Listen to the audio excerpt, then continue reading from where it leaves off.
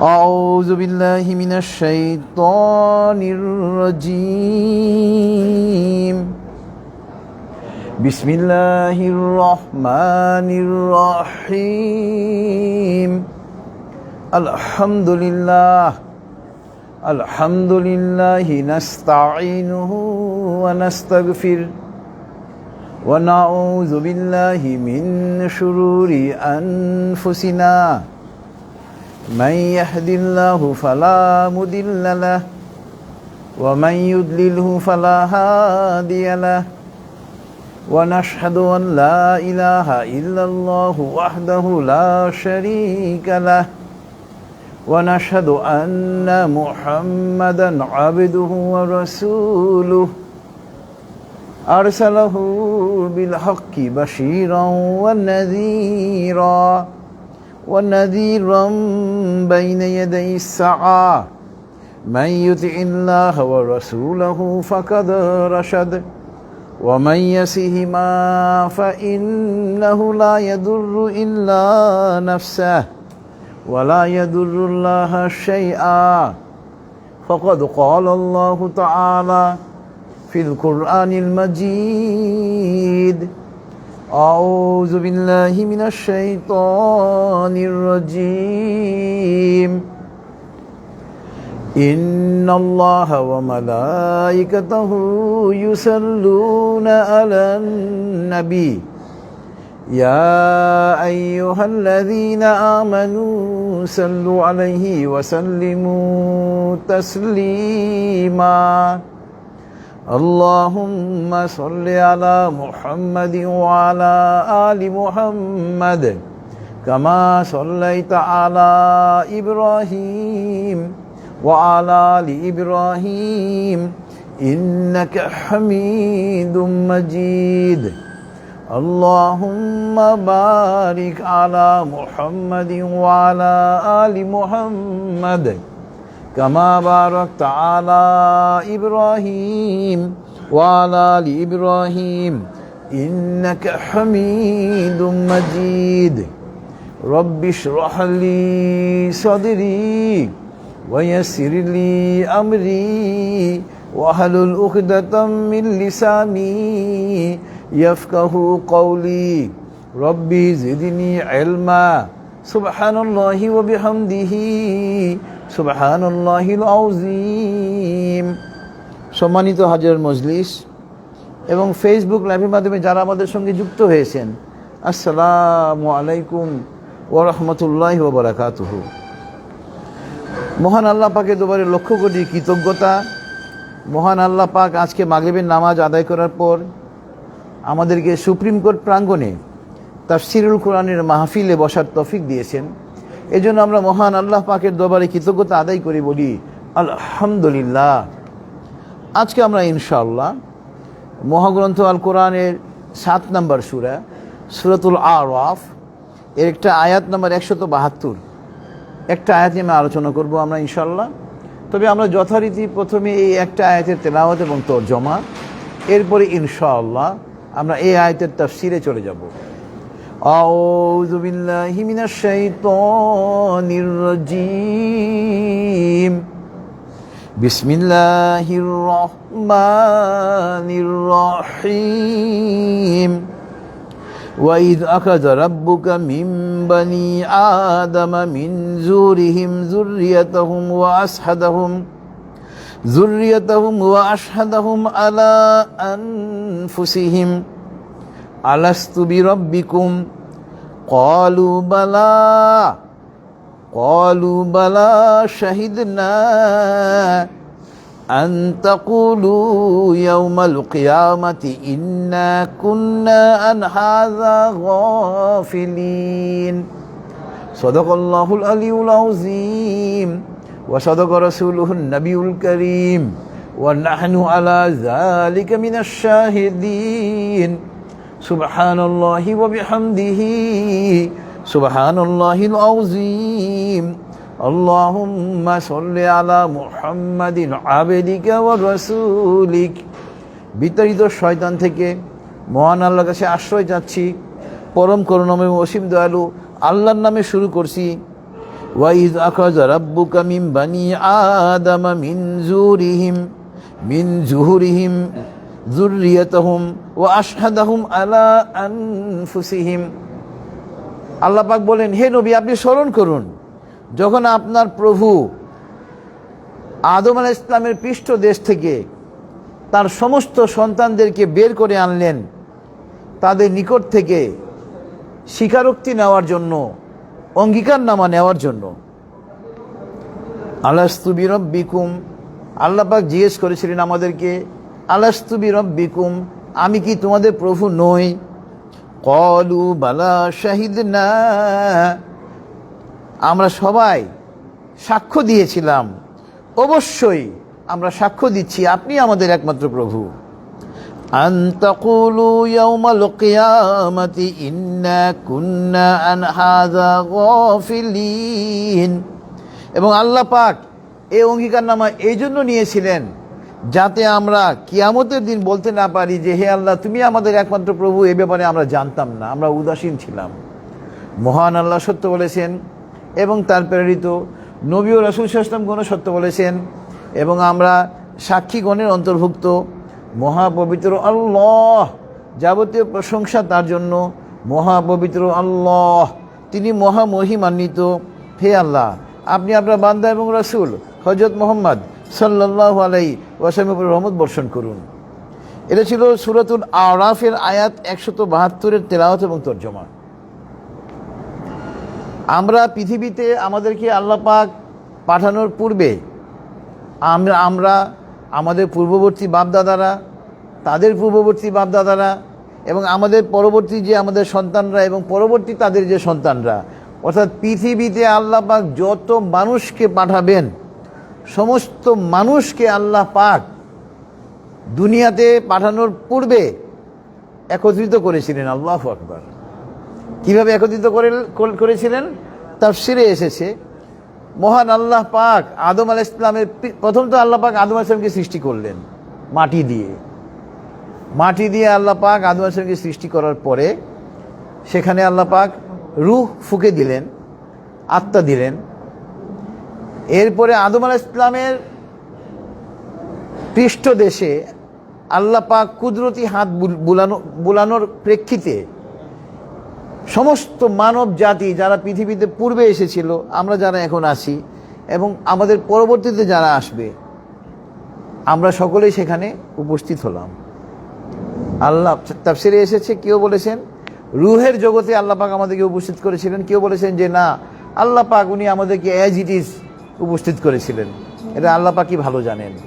তো আল্লাহ পাক এখানে ডাইরেক্ট বলতেছেন যে আমাদেরকে আল্লাহ পাক সবাইকে একত্রিত করেছিলেন একটা অঙ্গীকারনামা নেওয়ার জন্য।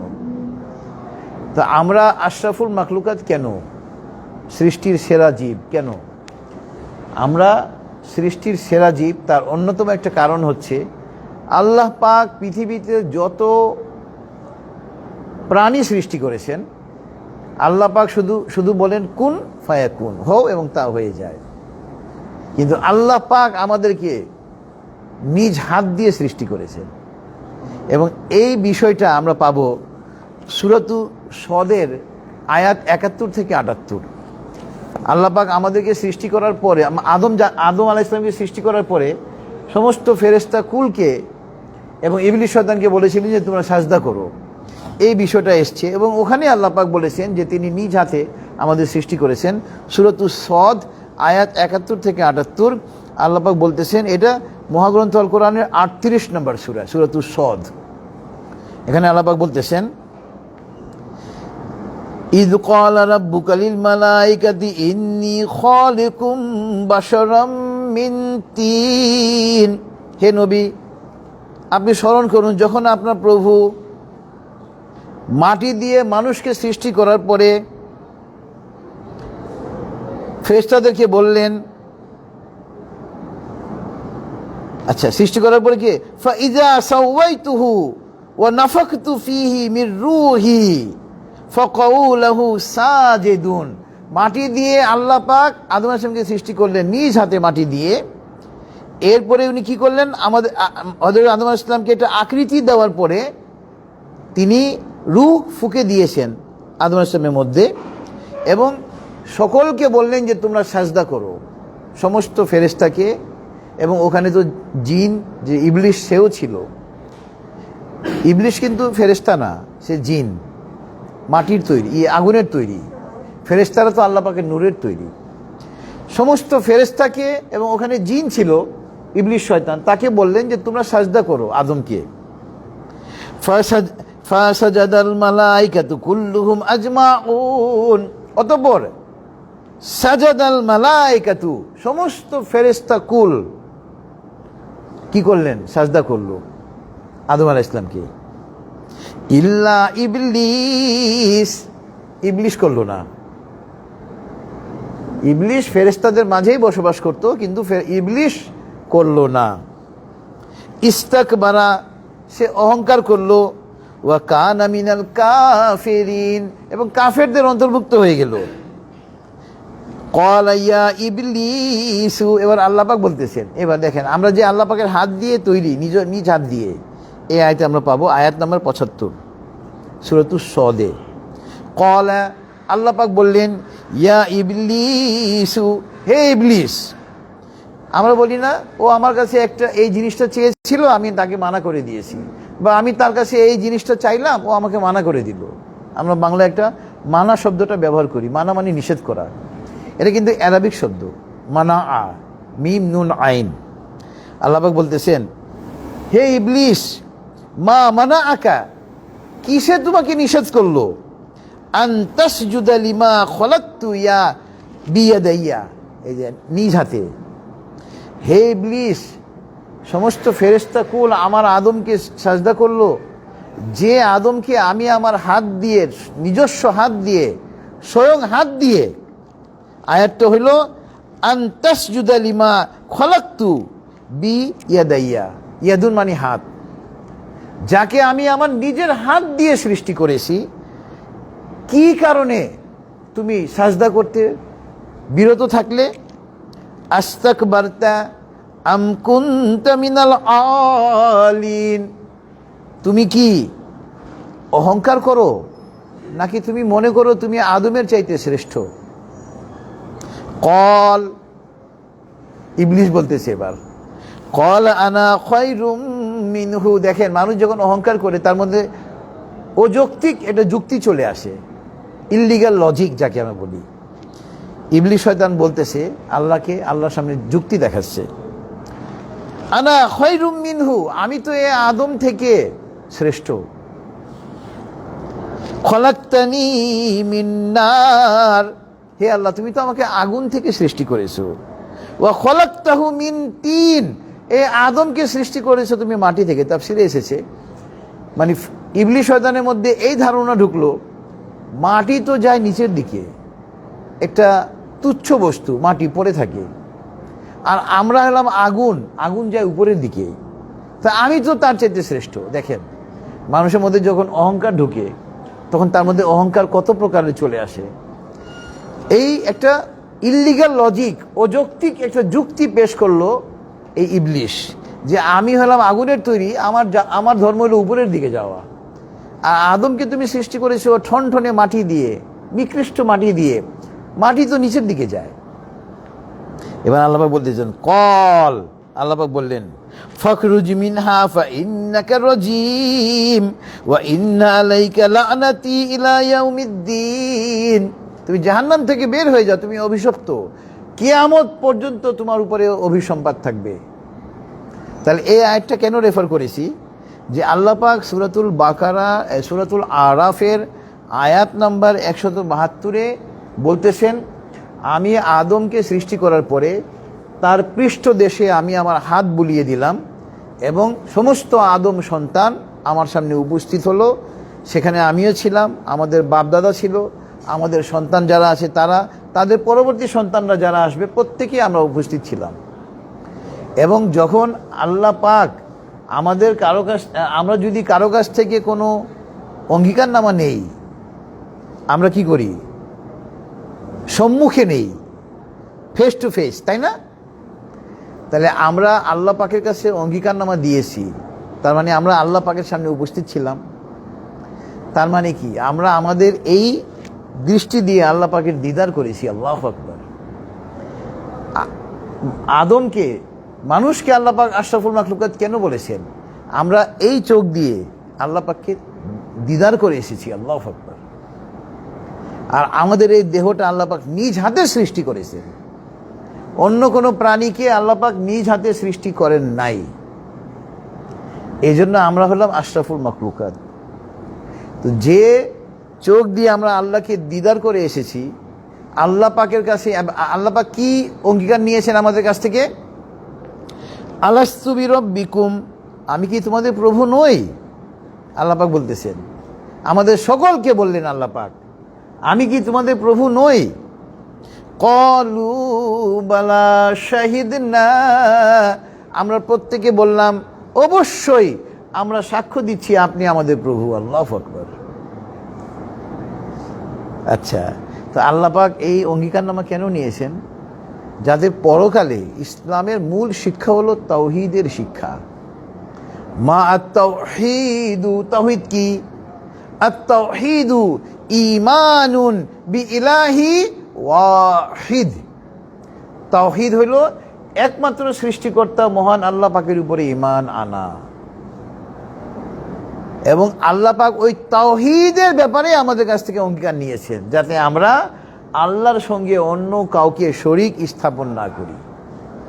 আল্লাহ পাক এক, অদ্বিতীয়, তার কোনো শরীক নেই, তার কোনো অংশীদার নেই, তার কোনো পুত্র নেই, তার কোনো কন্যা নেই, তার কোনো স্ত্রী নেই। স্ত্রী থাকার দোষ থেকে, অংশীদার থাকার দোষ থেকে, সন্তান থাকার দোষ থেকে আল্লাহ পাক পবিত্র। আমরা দুনিয়াতে এসেছি একটা নির্দিষ্ট মেয়াদের জন্য, আমাদের জন্ম হয়েছে।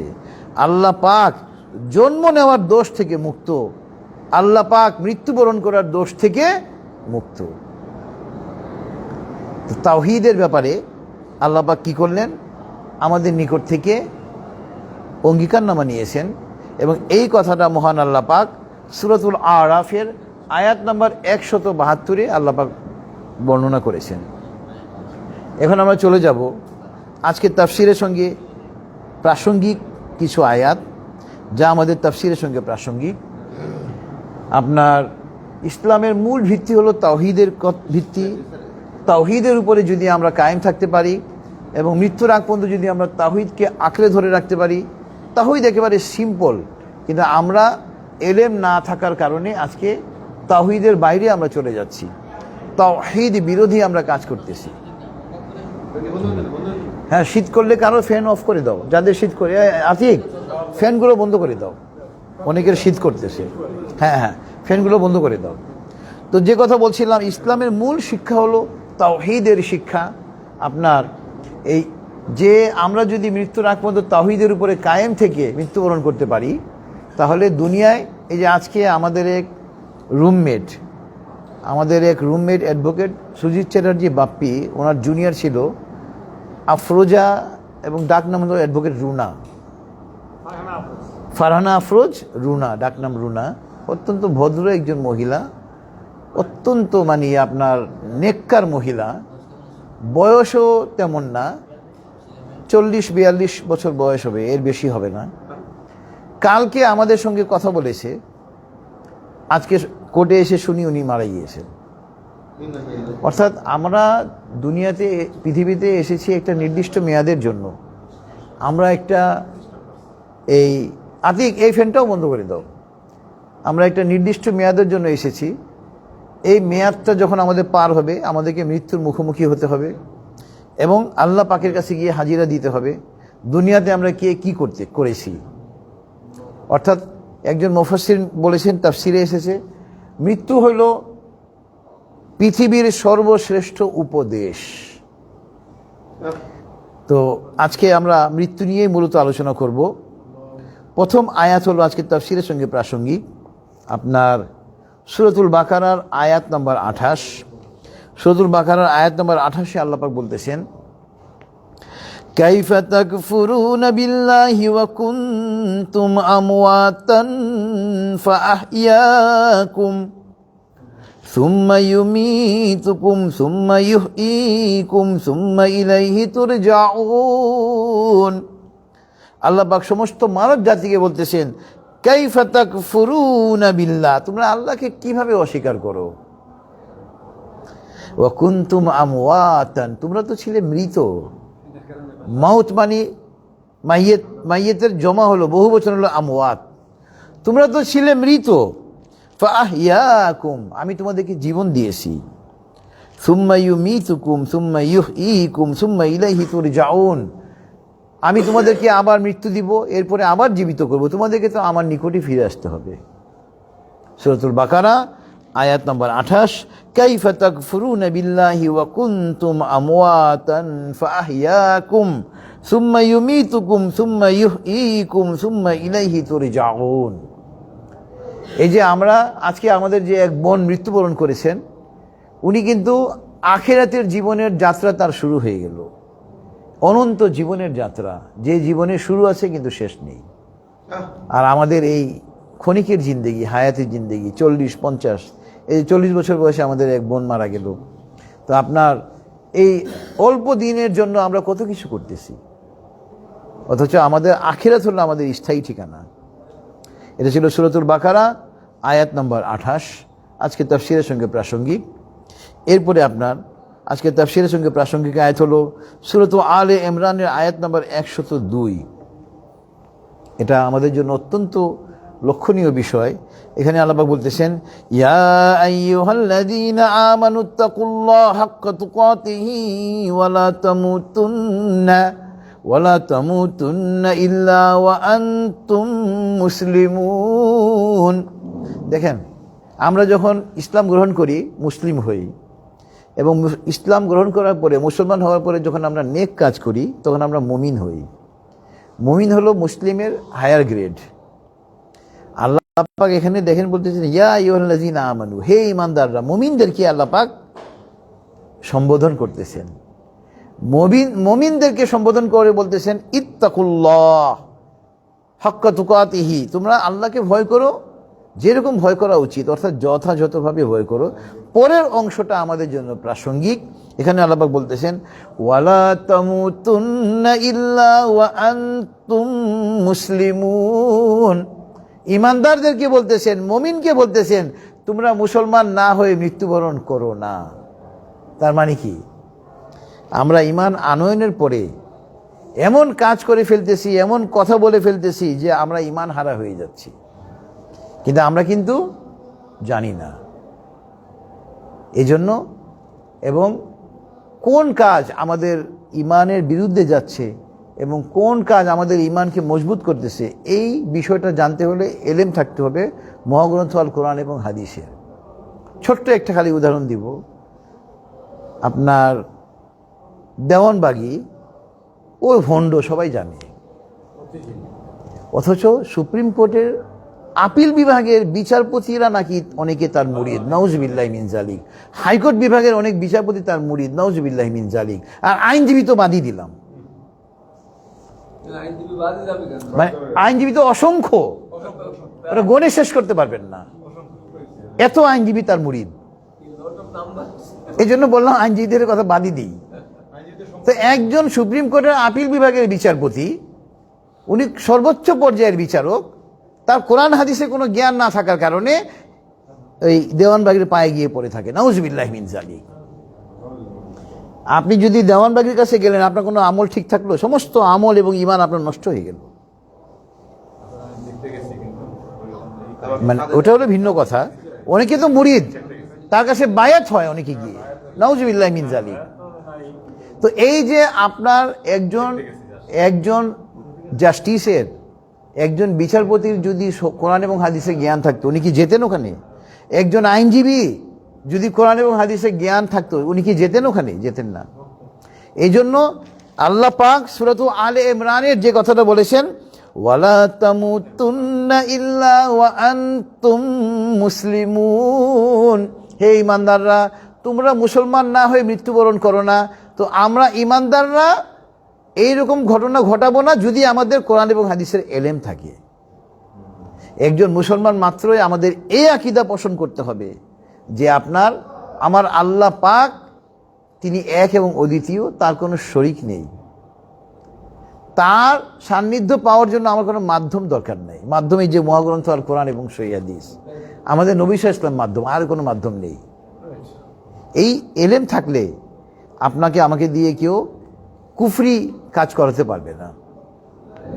এরপরে আপনার আজকে তাফসীরের সঙ্গে প্রাসঙ্গিক আয়াত হলো সূরা আলে ইমরানের আয়াত নম্বর 145। এই সূরা আলে ইমরানের আয়াত নম্বর 145 সমান আল্লাহ পাক বলতেছেন, ওয়ামা কানা লিনাফসিন আন তামুতা ইল্লা বিইজনিল্লাহি কিতাবাম মুআজ্জালা। কোনো প্রাণী আল্লাহ পাকের নির্ধারিত সময় এবং স্থান ছাড়া মৃত্যুবরণ করে না। এরপরের অংশটা আমাদের জন্য অত্যন্ত লক্ষণীয়। ওয়ামাই ইউরিদ সাওয়াবাদ দুনিয়া নুতিহি মিনহা। আমরা খালি দুনিয়া চাই। আল্লাহ পাক বলতেছেন যারা দুনিয়াতে প্রতিদান চায় আমি তাদেরকে কিছুটা দিয়ে দিই। ওয়ামাই ইউরিদ সাওয়াবাল আখিরাতি নুতিহি মিনহা। আর যে আখিরাত চায় আমি তাকে আখিরাত দিই। ওয়া সানাজ্জিশ শাকিরিন। এবং যারা আখিরাত চায় তারাই কৃতজ্ঞ, তারা পুরস্কৃত হবে। তো সুতরাং আমরা কিন্তু আমাদের সকাল হওয়ার পরে অর্থের পিছনে আমরা এমনভাবে দৌড়াই যেন আমরা একটা অর্থনৈতিক জীব। পৃথিবীতে আমরা এসেছি শুধু অর্থ উপার্জন করার জন্য, অন্য কোনো উদ্দেশ্য নয়। সুতরাং এইরকম যেন আমরা না হই যে এমনভাবে অর্থের পিছনে দৌড়ালাম যে জোহর আসর মাগরিব এশা নামাজ কাজা। আবার অনেকে গর্ব করে বলে আজকে আমার কাজে এত ব্যস্ততা যে এক ওয়াক্ত নামাজও পড়তে পারি নাই, নাউজুবিল্লাহ মিন যালিক। আবার বলে মানুষের কাছে এটা তো গুনাহের কাজ, আপনি চুপ করে থাকেন না, তাড়াতাড়ি নামাজ আদায় করেন। আপনি আবার মানুষের কাছে এটা অ্যাডভার্টাইজ করেন যে আজকে আমার এত কাজ, এত ব্যস্ততা যে আমি এক ওয়াক্ত নামাজও আদায় করতে পারি না, নাউজুবিল্লাহ মিন যালিক। একজন মুমিন কি এই কথা বলতে পারে? মাঝে মাঝে দেখবেন ট্রাকে, রিক্সায়, ভ্যানে অনেক ভালো ভালো কথা লেখা থাকে। আমি প্রায় দেখি ওখানে লেখা থাকে যে যে কাজকে বলো না, নামাজকে বলো না আমার কাজ আছে, কাজকে বলো আমার নামাজ আছে। আল্লাহু আকবার। যে এই কথাটা বলেছে কত চমৎকার কথাটা বলেছে, তাই না? অর্থাৎ নামাজ কোনো অবস্থাতে আমরা ত্যাগ করব না। মান তারাকা সালাতা ফাকাদ কাফার। যে ব্যক্তি ইচ্ছাকৃতভাবে নামাজ পরিত্যাগ করলো সে অবশ্যই কুফরি করলো। এরপরে আপনার আজকে তাফসীরের সঙ্গে প্রাসঙ্গিক আয়াত হলো সূরা আলে ইমরানের আয়াত নম্বর 185। এখানে প্রথম অংশটা আমাদের জন্য প্রাসঙ্গিক। কুল্লু নাফসিন যায়কাতুল মাউত। প্রত্যেক প্রাণীকেই কি করতে হবে? মৃত্যুর স্বাদ গ্রহণ করতে হবে। এবং আল্লাহ পাক বলতেছেন পরের অংশে, ওয়া ইন্নামা তুওয়াফাউনা উজুরাহুম ইয়াওমাল কিয়ামা। আমরা মৃত্যুবরণ করব। এরপরে আল্লাহ পাক ওয়া ইন্নামা তুওয়াফাউনা উজুরাকুম ইয়াওমাল কিয়ামা। আল্লাহ পাক প্রত্যেককে তার যথাযথ প্রতিদান দিয়ে দিবেন। ফামান যুহজিহি আনান নারি ওয়া উদখিলাল জান্নাহ ফাকাদ ফাজ। এবং মৃত্যুর পরে আল্লাহ পাক যাকে জাহান্নাম থেকে রক্ষা করে জান্নাতে কি করবেন? প্রবেশ করাবেন। ওটা হবে তার জন্য মহা সাফল্য। এই অংশটা আরও আমাদের জন্য প্রাসঙ্গিক। শেষের অংশটা, ওয়ামাল হায়াতুদ দুনিয়া ইল্লা মাতাউল গুরুর। আর দুনিয়ার জীবনটা এটা ধোঁকা ছাড়া আর কিছু না। দুনিয়ার জীবনটা কি? ধোঁকা। এরপরে দেখেন, আজকে তো আমরা মানে আমাদের তাফসীর শুরু করতে দেরি হয়ে গেল, এই জন্য তাফসীরকে সংক্ষিপ্ত করতে হবে। সূরাতুল জুমার আয়াত নম্বর 8 আল্লাহ পাক বলতেছেন আমাদের তাফসীরের সঙ্গে প্রাসঙ্গিক, কুল ইন্নাল মাউতাল্লাযী তাফিররুনা মিনহু ফাইন্নাহু মুলাকীকুম সুম্মা তুরাদ্দুনা ইলা আলিমিল গায়বি ওয়াশ-শাহাদাতি ফায়ুনাব্বিউকুম বিমা কুনতুম তা'মালুন। এটা ইহুদিদের সংক্রান্ত আয়াতটা নাজিল হয়েছে সূরাতুল জুমার আয়াত নম্বর 8। ইহুদিরা বলতো যে আমরা আল্লাহ পাকের একেবারে কাছের লোক।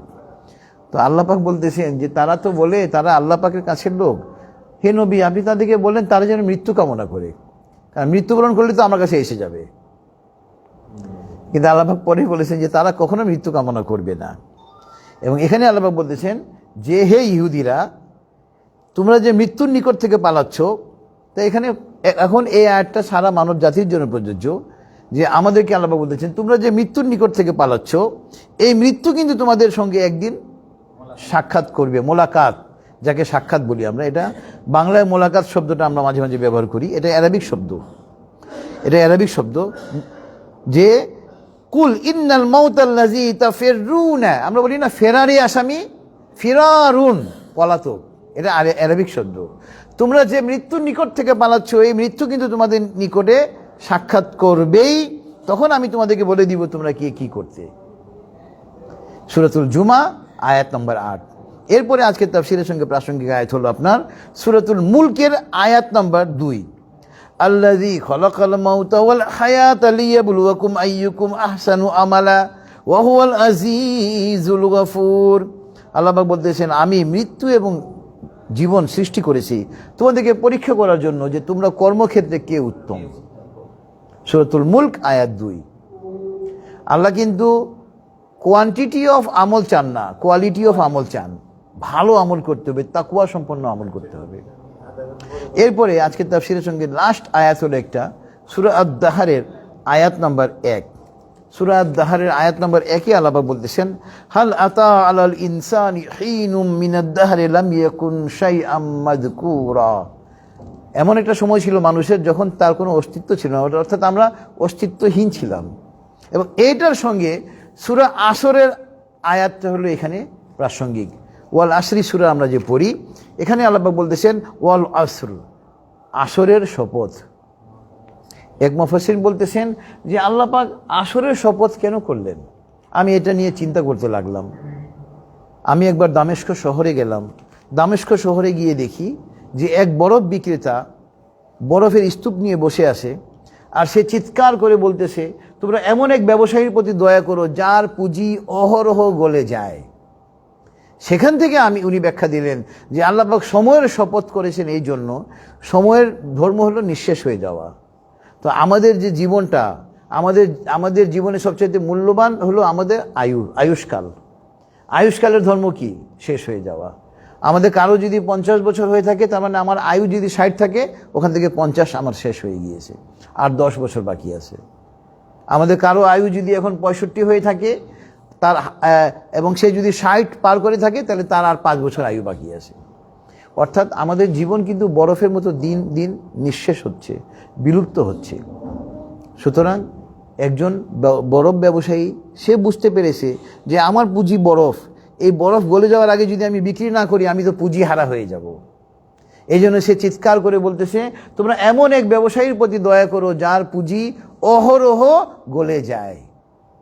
ওখান থেকে আমাদের শিক্ষা নিতে হবে যে আমাদের আয়ুষ্কাল হইল দিন দিন বরফের মধ্যে নিঃশেষ হচ্ছে, বিলুপ্ত হচ্ছে। এই জন্য আমাদেরকে পরকালের জন্য সামানা সংগ্রহ করতে হবে। আজকে তাফসীরের সঙ্গে প্রাসঙ্গিক হাদিস হলো, আন আবি হুরায়রা রাদিয়াল্লাহু আনহু قال قال النبي صلى الله عليه وسلم يقال لأهل الجنة خلود لا موت ولأهل النار خلود لا موت রাওয়াহুল বুখারী।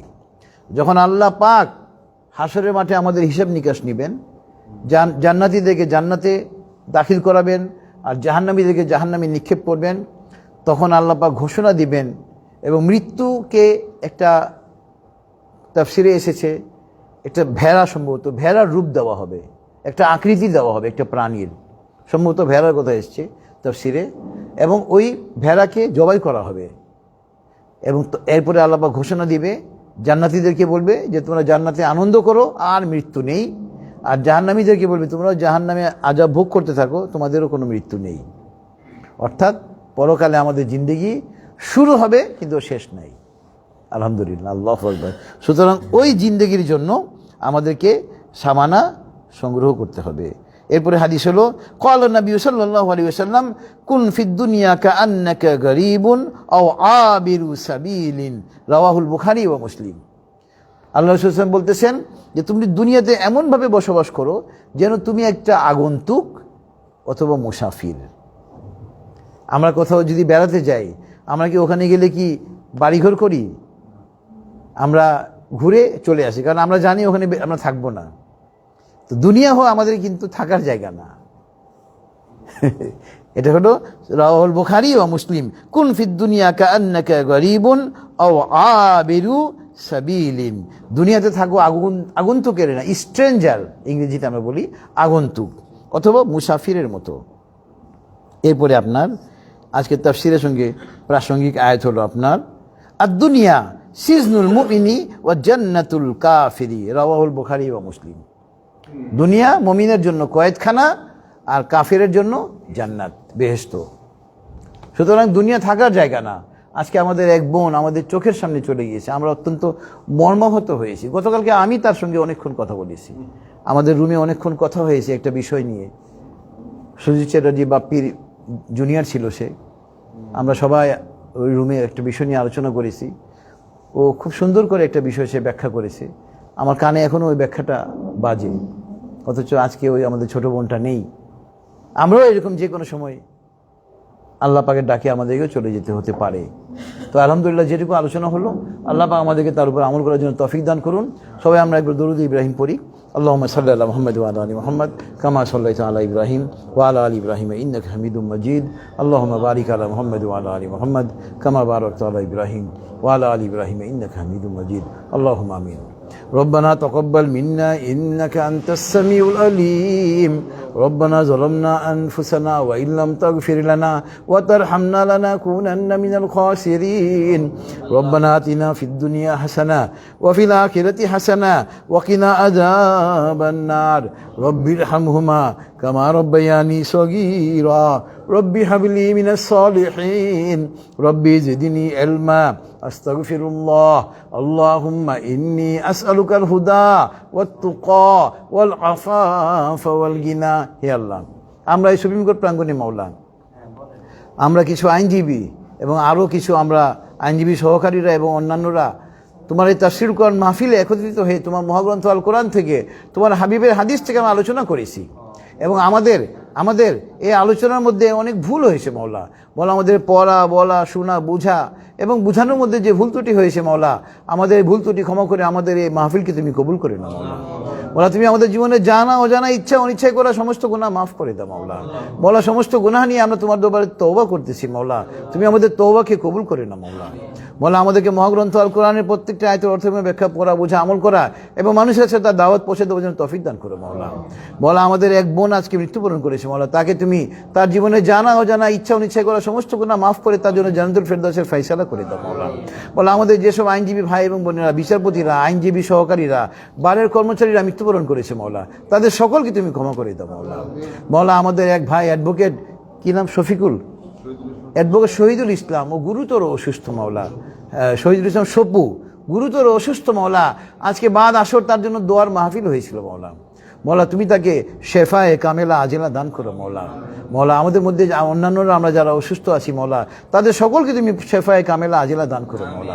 মৌলা আমাদের মধ্যে যাদের মাতা পিতা, নানা নানি, দাদা দাদি, আত্মীয় স্বজন, শ্বশুর শাশুড়ি, মা বাবা, ভাই বোন মৃত্যুবরণ করেছে মৌলা, মৌলা তাদের সকলকে ক্ষমা করে দাও মৌলা। তাদের সকলের কবরের আযাব তুমি কিয়ামত পর্যন্ত মাফ করে দাও মৌলা। মৌলা তাদের জন্য তুমি বিনা হিসেবে জান্নাতুল ফেরদাউসের ফয়সালা করে দাও মৌলা।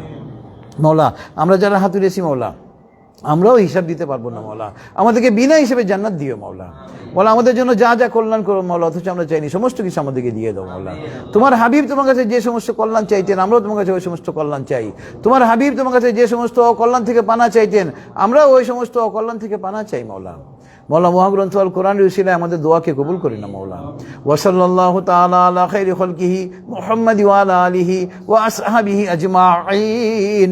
সুবহানা রাব্বিকা রাব্বিল ইজ্জাতি আম্মা ইয়াসিফুন ওয়া সালামুন আলাল মুরসালিন ওয়ালহামদুলিল্লাহি রাব্বিল আলামিন। আসসালামু আলাইকুম ওয়া রাহমাতুল্লাহ।